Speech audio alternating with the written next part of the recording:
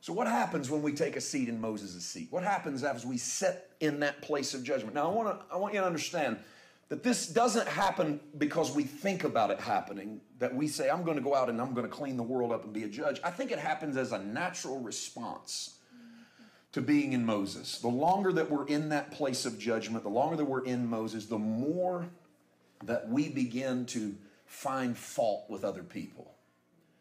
You see, it is not honorable, noble, or spiritual to be able to see what is wrong with others. I want you to just let that soak in for a moment. Because for a lot of us in the church, you were anointed if you could get up and point out what's wrong with people. I mean, I'd go into a church and think, God, anoint me. Give me the power of the Holy Ghost, because when I get up, I want to be able to, almost like I can see sin.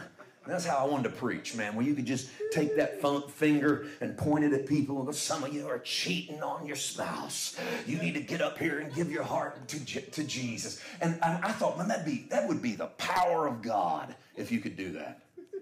And then I began to study Jesus. Right. And Jesus, how many of you would believe Jesus had the power of God? I mean, who would not, right? Jesus is full beyond measure.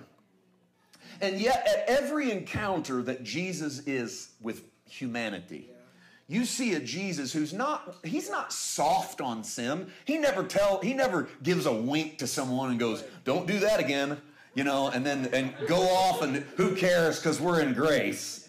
No, our detractors think that's what we're preaching. A winking Jesus. Every time people sin, he just winks like, look at them. I like them. They're good people, but boy, they got it rough, don't they? Father, forgive them. They don't know what they're doing. But he wasn't ever soft, but he didn't sit in Moses' seat. Right. And let me tell you a good reason why. There wasn't any room.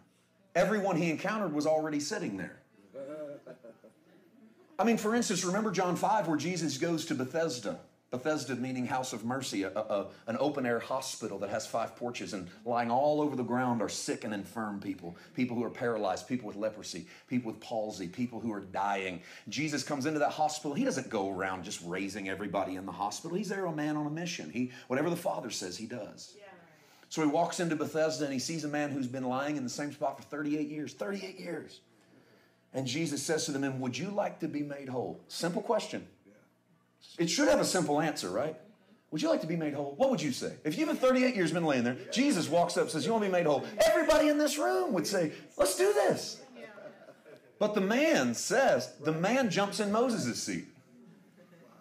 Because this is our natural response. This is even our response to grace. This is what I said to grace the first time I heard it. I jumped in Moses' seat. I became the judge. The man doesn't say to Jesus, sure, heal me. He says, well, yeah, but there's nobody to put me in the pool whenever the angel stirs the water so that I can be healed. Immediately became everybody else is at fault in my life for my problem. You want to be whole? Yeah, I would be, but see, I got this problem and this problem and this problem and this problem. And if I could overcome at least 2 of those, I'd probably be okay. This is how we respond to the Lord so many times. We make excuses when and we don't see that as judgment, but that's judgment. See, self-righteousness is not you thinking you're better than everybody else. Oftentimes, self-righteousness is you knowing that other people are better and that you've been put upon. This is the opposite of what a lot of us think of self-righteousness. Self-righteousness is looking around going, I'm not getting a fair shake in life. Because everything about what's going on in your life is about you. If your conditions were different, things would be better for you. This isn't grace.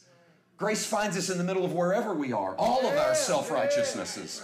And elevates us into who he is and who he wants us to be.